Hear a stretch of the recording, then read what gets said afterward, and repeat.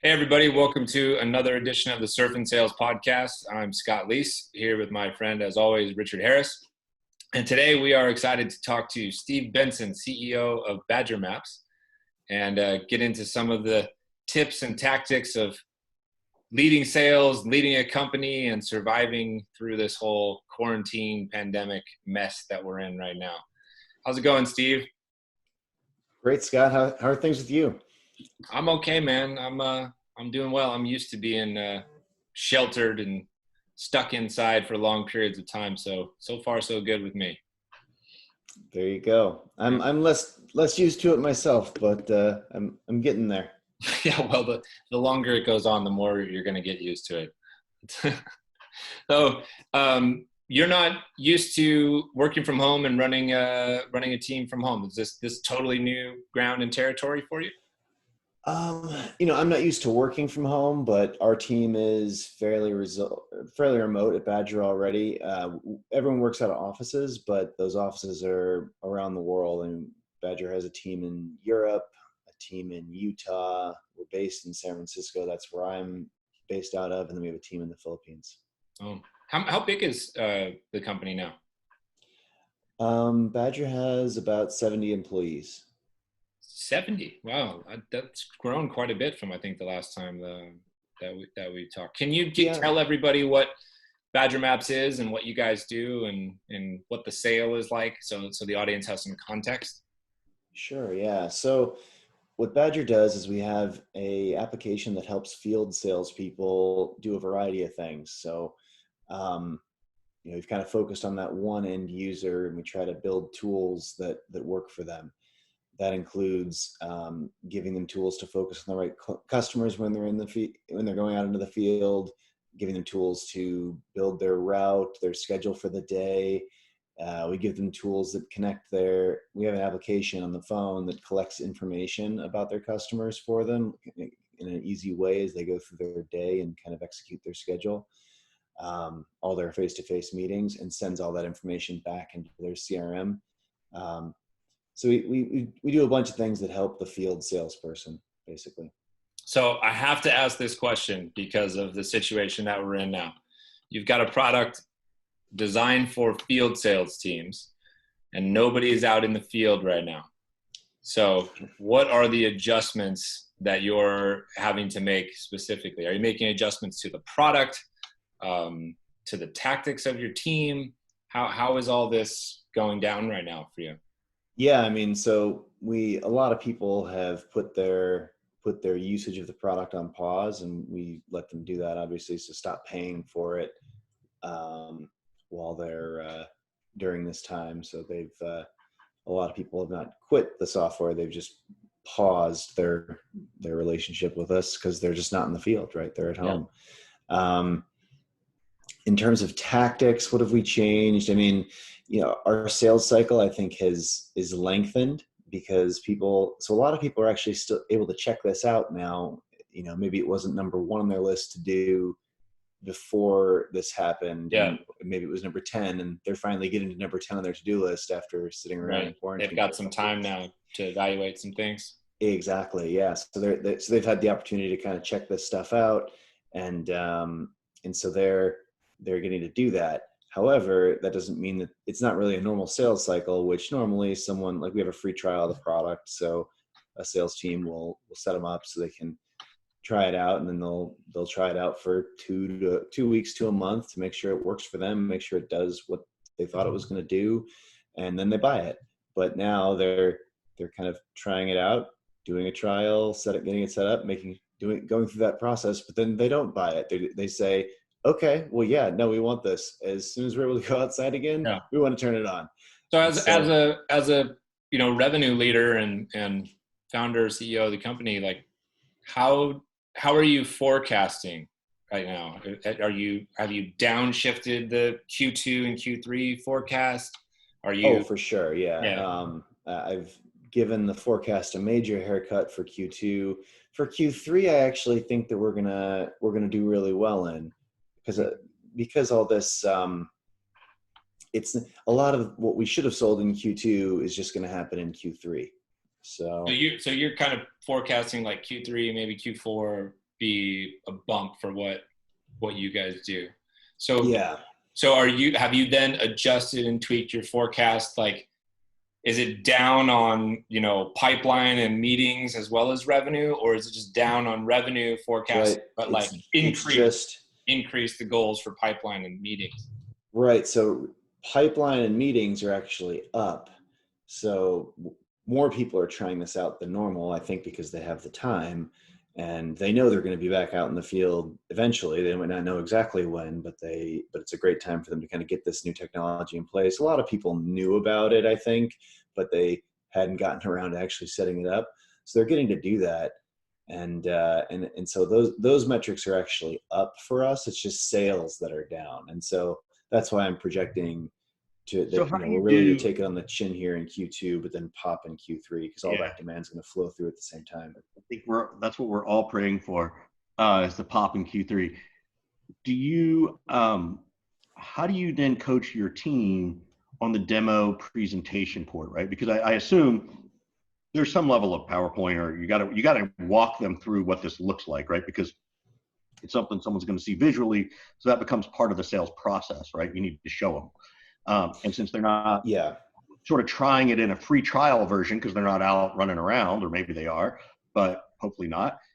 What have you adjusted in your demo to make your demos better, to make presentations better, coaching your team on that kind of stuff?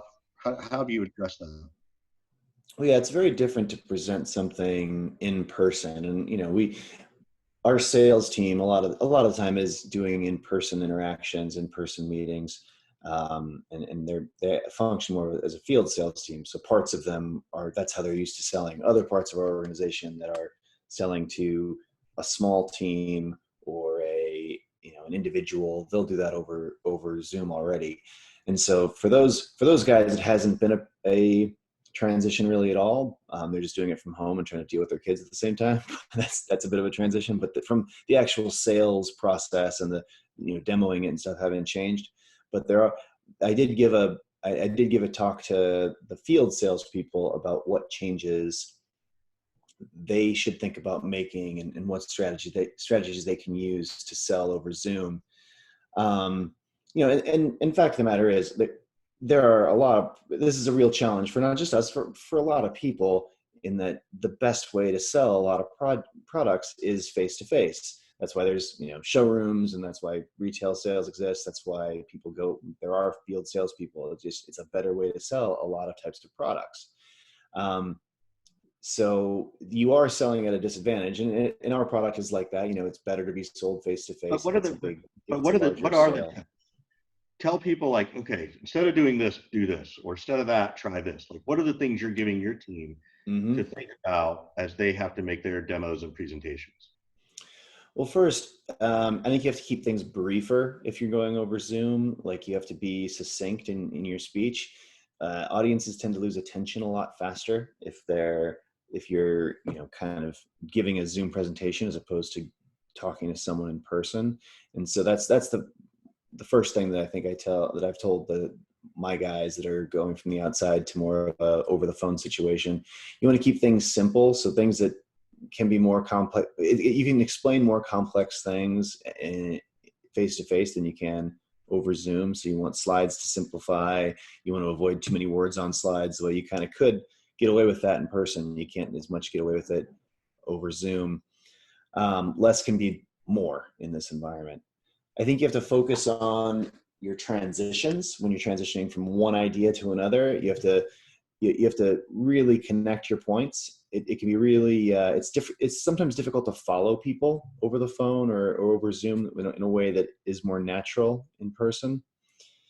I think that the sales skills in terms of connecting with someone are also a little different. You want to be looking at the camera when you're talking to people and presenting to them. You want to wear clothing that is neutral. You got to avoid stripes, which obviously in person you can have. Oh, you have stripes on right now, Richard? But yeah, wait, why stripes? Because it shows up weird on Zoom cameras, especially if you're using like a green screen.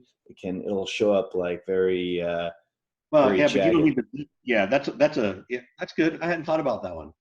I want to go back to one of the other ones you brought up though, because these are really good. It's funny because I'm sitting and I'm an inside sales guy. Like I did 1 year of field sales and realized what a waste of time it was for me. Like I was not wired to be the windshield warrior. So all these things you're telling me are like inherent in me. Like there's nothing in here you haven't told me that I didn't know. Transitions though, that was a really good one. Do you happen to have an example of like, here we had to go from doing this in this stage to this in this stage in our transitions? Is there an example you can share just so people, I want to try and get away from the word transition, right? Are you talking about from transitioning from usage to commercial terms, transitioning from commercial terms to contracting process? Like, what's that mean?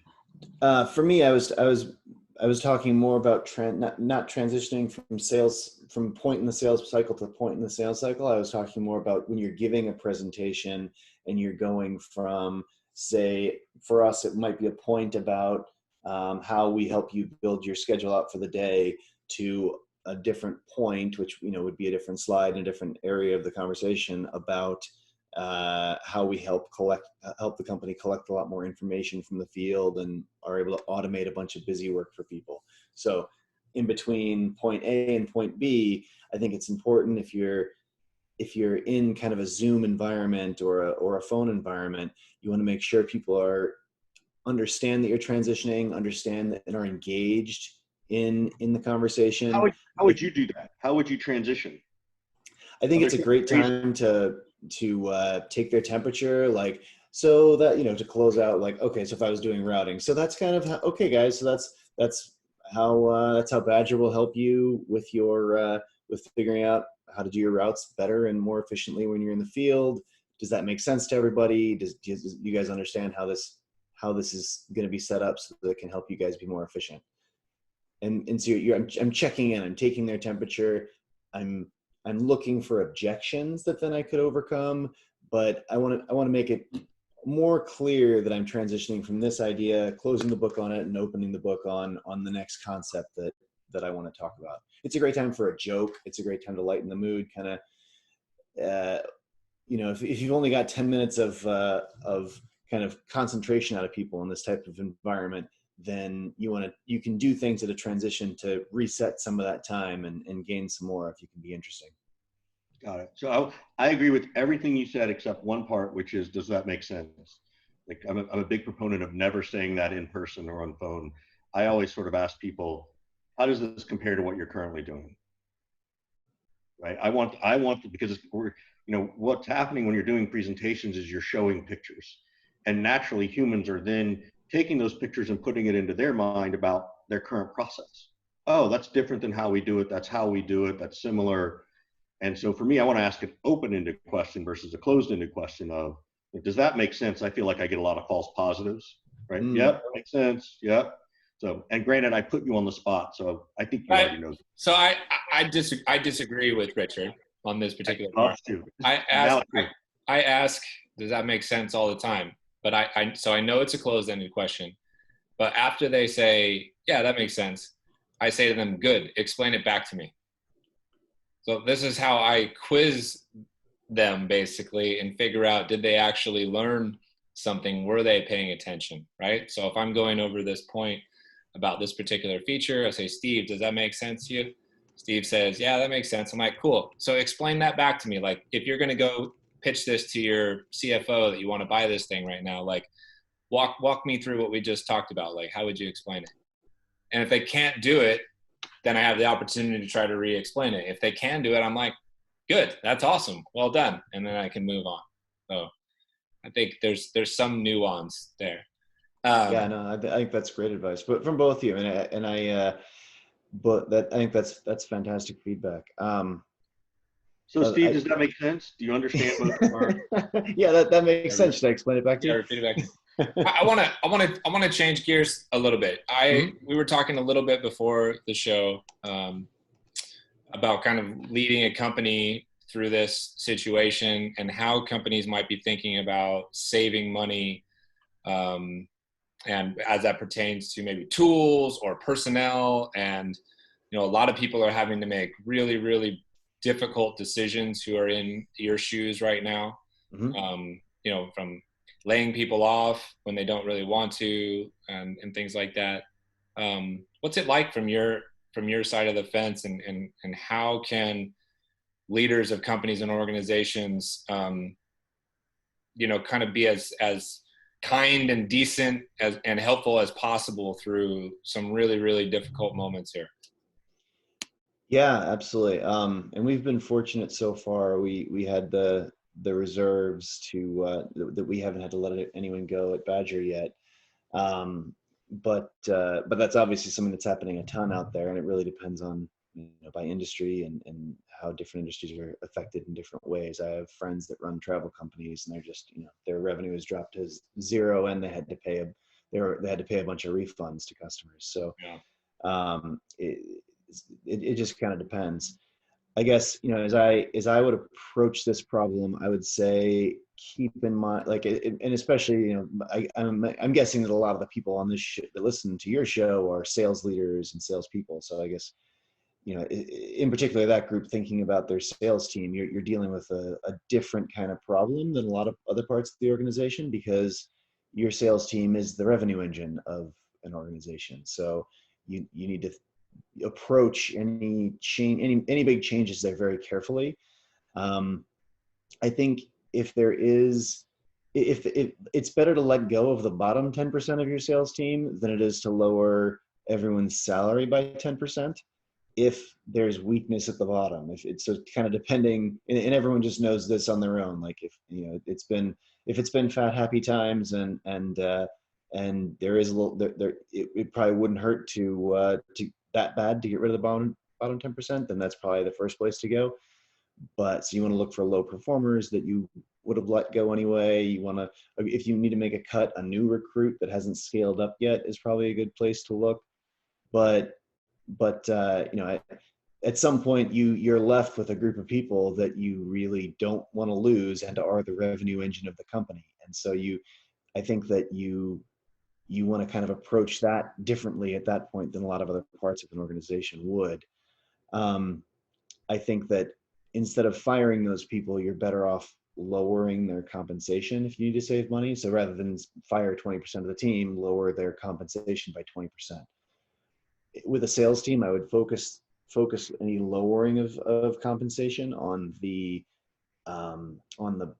base side of their compensation, as opposed to the bonus, because what you don't want to do is take away their incentive to sell new business. So you don't want to lose your good people. You don't want to de-incentivize your good people. Would you lower the base but try and make it up on the back end? You could.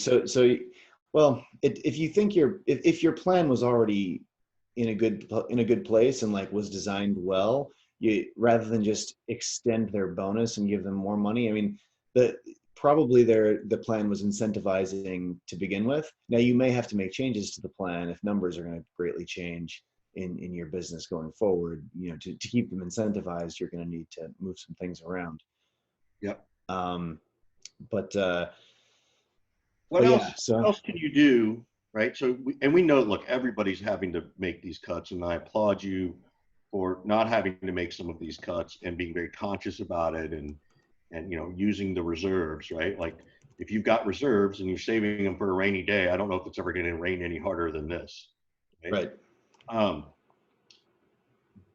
Even if you have to make the cuts, what are some of the things that you can do to also try to make up for that? And I know it's not going to be compensation, right? It's about culture, it's about support and doing those things. What have been some of the things that you've been able to do or say? What's been the reaction from the team? Are they appreciative? Are they, okay, Steve, we get it, but like, what's it really sound like in your world? Because I wonder how it's sounding. Well, I think I don't think anyone's ever going to appreciate having a cut to their salary. I think it's always, even in tough times, it's going to be hard, but I think people will understand. I mean, I think in general, this is a strange time, and I think in general, people on a team would rather see everyone's salary lowered, especially their base salary lowered a bit, as opposed to seeing a bunch of good people get fired. So if there are people that, people wouldn't, if there are people on the team that are redundant or aren't really A players that everyone would kind of recognize, yeah, we're not that much worse off for the wear for not having them. That's a fine group to make some cuts. But if it's really good people and everyone knows they're really good people, I think that people would rather batten down the hatches and get paid a little less for a little while than see great people lose their jobs. How are you keeping your team engaged, right? So you have a decent number of field people, right? All around the world. He's got team members all around the world.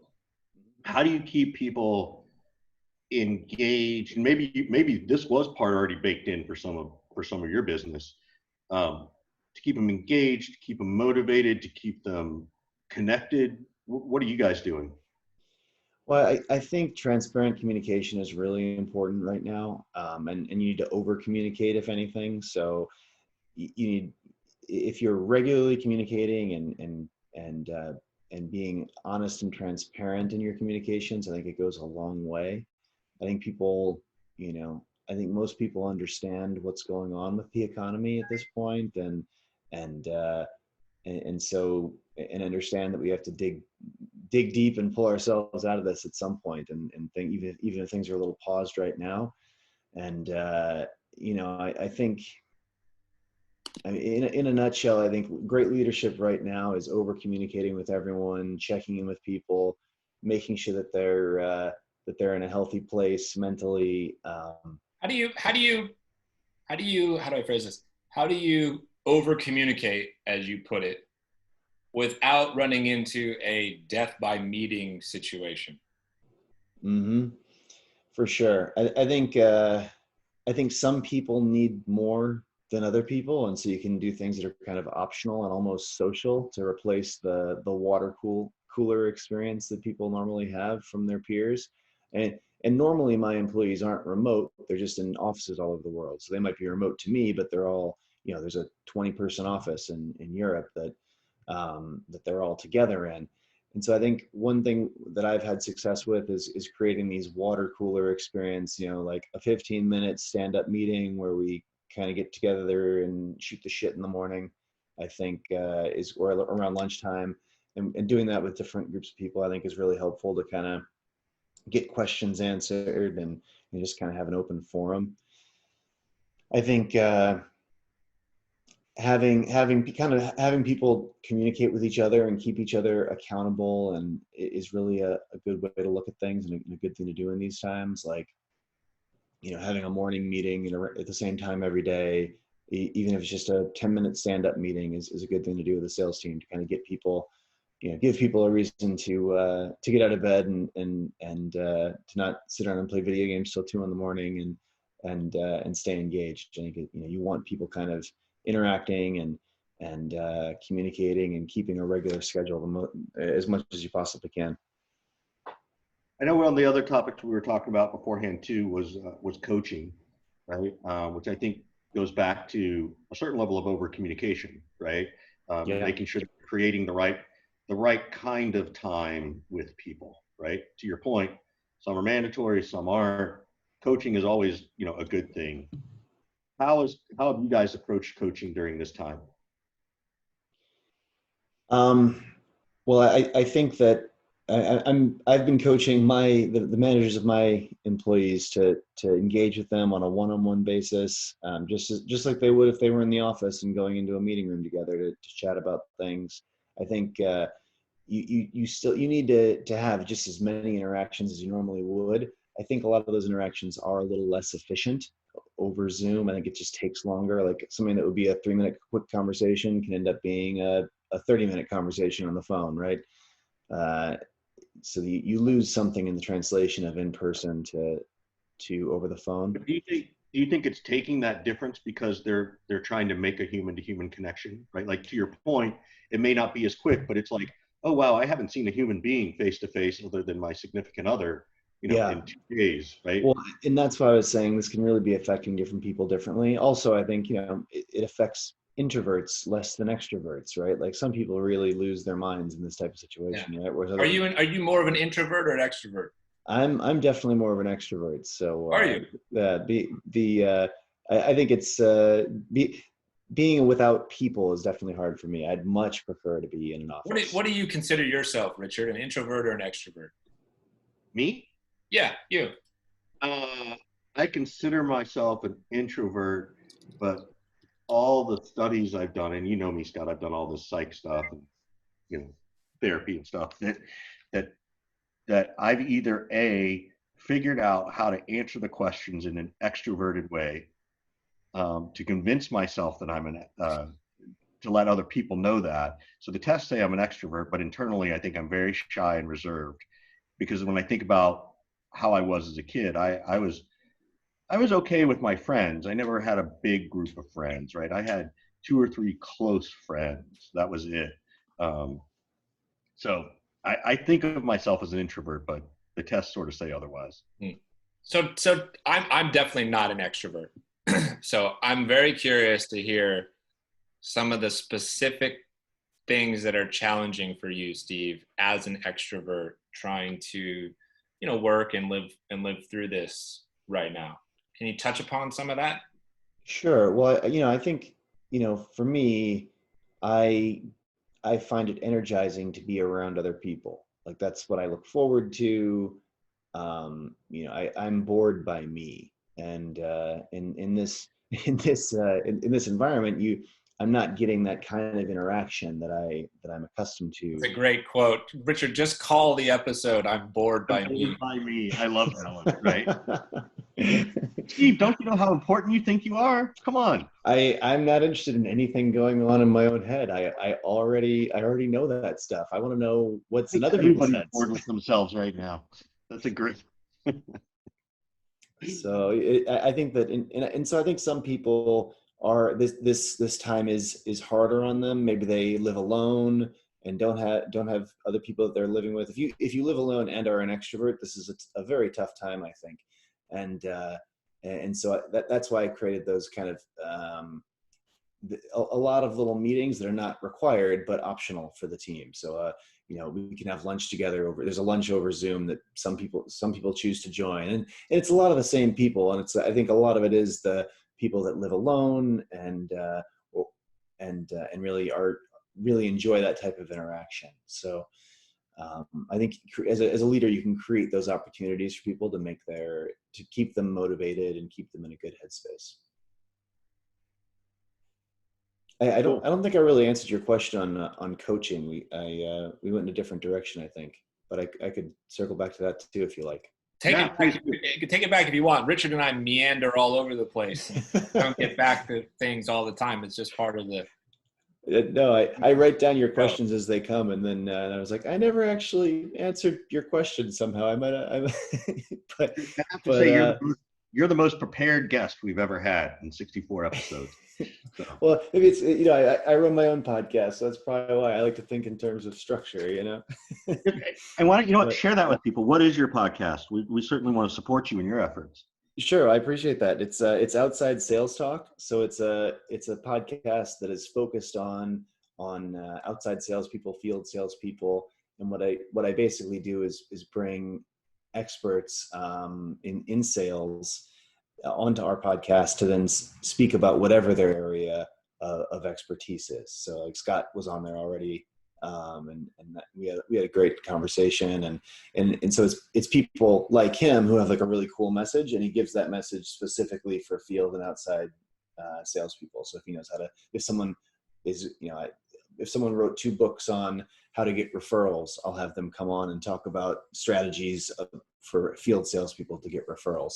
So some of it's very tactical like that, and some of it's more strategic, but all through the lens of field sales.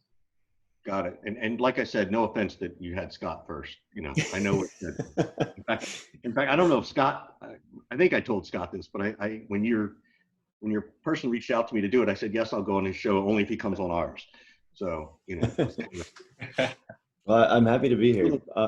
I don't mind talking about quid pro quo. Like I'm okay with it.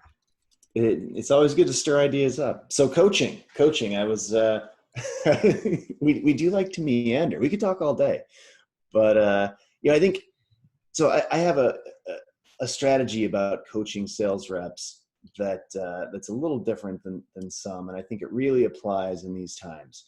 So my trick to coaching, my best trick to coaching sales reps is to have them learn how to coach and empower them to be the coaches for their team members. So what do I mean by that? Basically, figure out what needs to happen for your team to be selling successfully in this environment, and look for who on your team and where on your team you're seeing signs of success. And then whoever figured out how to do that on the team, enable them and empower them to teach everyone else how exactly they did it. So, an example, maybe one of your reps figures out that a certain segment of your customers is still buying right now, or maybe even has larger needs than they used to. And so if they've figured out how to fit your product or service into to solve that new need, then that person, you can go to them and empower them to, recognize them for their achievements and empower them to teach the rest of the team. So that's kind of a trick of mine is, and ask yourself, what are the skills and what are the tricks that our reps are using right now that are making them successful in this environment, and then whatever those plays are that they figure out, that you have them teach everybody else. So what do you do? Because this is one of those things where legitimately there is no playbook for this, right? If I want to hire a rep and promote them to be manager, and I say, okay, go figure out how to build your sales team, come back with a plan. Like, I get it, right? The theory is the same. What kind of things would you want those people to come back with, other than, well, gosh, I think this is what, or is that what you want? Because there is no idea, there is no playbook for this situation, right? Which is a little bit different. Well, I think you have to be extra sensitive to what the boots on the ground are figuring out. And there's a great book about this. I didn't make up these ideas. It's actually from General Stan McChrystal. He was on the ground. He was leading a big chunk of our Afghanistan efforts, and he talks about how you have to be reactive to what's coming up from the field and what people are learning in the field, and you have to you can't top down a crisis. You almost have to bottoms up it, because they're the ones with their feet on the street and really understanding what's going on in the market. And so I think a good strategy here is always going to involve, we have this thesis, we're going to go test it because we saw it happening in the field over here. We think it might be bigger than that. So we're going to test this thesis out and try to make it bigger and try to run this play over and over again and see if it does work. And then if it does, then we'll scale it. That's a great quote there. You can't say that again. You can't top down a crisis. Is that what you said? I don't know what I said, but yeah, basically, you can't just run things from the top in a crisis. You need to listen listen to the bottom and have the bottom run things. The bottom need, the people the people in the field, the people, actually out doing things, they need to be empowered to make decisions in real time. And if you're gonna win in a time of crisis. I think that even applies in a non-time of crisis. I think it's more heightened during a crisis, right? Because it's like, okay, we need to make this decision, but if I'm going to go out and choose a software like Badger Map, right? Like I would want to empower my team to say, what am I missing here, right? Like I'm not going to be using, I'm going to use it at an administrative level. I'm going to use it at this sort of function, but I'm not going to be the one using it day in and day out. And I don't want to buy something that nobody uses. Like we all got too many tools in our toolbox we're not using, right? Absolutely. So, but I love the quote, and I think it's absolutely appropriate, in this moment, because you don't know until you talk to your customers. How are you talking to your customers right now? Like I know earlier in this conversation, you said, people aren't, they're pressing pause. So let's say I'm a client of yours and you press pauses. Am I getting a call from you just saying, hey, thanks for being a customer all these years. How can I help? Like, are there other services that traditionally would be an upsell that maybe you're giving away so that when they come back, they might pay for it later? Granted, it may not be applicable, like how are you guys communicating with your customers? Yes, I'm doing a little of that, more just to keep my fingers in the pulse of what's going on in the market. Our team is doing a ton of communicating with all of our customers, seeing where we can be useful, seeing how we can retrain their teams to use our tools in not when they're not in the field, because like our lead generation tools work similarly. If you're inside versus if you're over the phone versus outside, you can use our tools for that.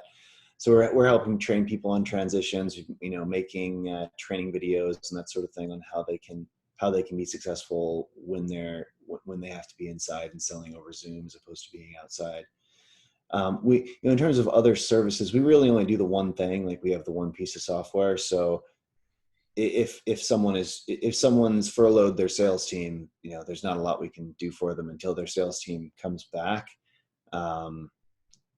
So, in a lot of cases, I think people aren't just furloughing their sales teams. I mean, it's in some industries, right? I mean, so it really is industry by industry.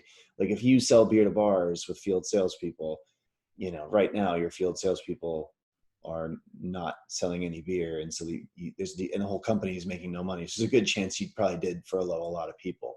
But if you sell medical devices to doctors, there's a good chance you're still out in the field, and you're going to hospitals and doctors' offices, and you're working with those customers still, because that's a kind of a required industry or a necessary industry. So we're across the board, we've seen about 40% less activity. So there's 40% less sales meetings going on right now in America than there were before this crisis. So we're trying to help people wherever we can, even if they aren't going somewhere. Like, even if it's switched from a face to face, yeah, we track it either way. So we see 40% less activity across the board. Right. So if someone was doing 10 field sales meetings a day and now they're doing 20 inside over the phone meetings, that would actually be an increase. But we're seeing a decrease of 40%.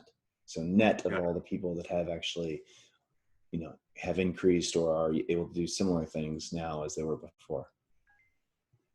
Fascinating. That's interesting. So, well, I know we're sort of getting towards the end, and we sort of flip things around and sort of turn around and say, how can we help you? What can we do to support you, your efforts, anything you're supporting? Obviously, please feel free to mention your podcast again, but anything else we can do to support you? Yeah, the podcast is Outside Sales Talk. It's on every platform. If anyone's trying to get a hold of me, you can just, I'm on LinkedIn, so Steve Benson, and just search Steve Benson Badger Maps. I should come up. I guess one way we're trying to help people is we're giving kind of prolonged trials during this time, so people can kind of get in it and start using it and get it all set up so they can hit the ground running as soon as they are able to go back into the field. So we're kind of just getting people set up, and then we can press pause as soon as their restrictions are lifted. So kind of that's the way we're trying to help people out right now. Well, Richard, you'll help Steve's podcast by having 5 times the download count as me when I was on there. Totally. Yeah. Totally. Yeah. I expect that. Yours was actually very popular, Scott. Be careful. You're not biting more off than Richard can chew here. Oh, apparently I set the bar pretty high for you, Richard. That's okay. All right. Hey, thanks for your time, Steve. Appreciate it, man. It's always good to chat with you, and really appreciate you going into some, difficult topics and stuff here. Other people have, kind of shied away from some of these things. So I appreciate your candor and your willingness to get real. Yeah, well, hey, I really appreciate you having me on here, and I'm glad that I could share some of my experiences. Sounds good. Talk to you later, man. Take care.